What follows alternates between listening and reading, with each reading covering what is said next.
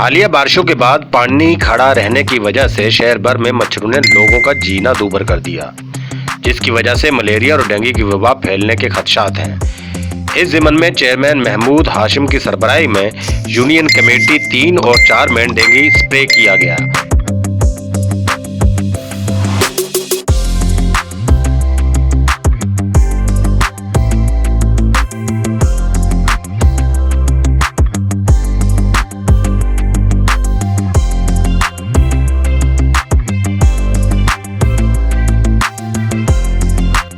इलाके के समाजी और सियासी हलकों ने इस काविश को सराहा और उम्मीद जाहिर की कि ये सिलसिला उन तमाम इलाकों तक फैलाया जाएगा जहां अब तक बारिश के पानी का निकास ना हो सका।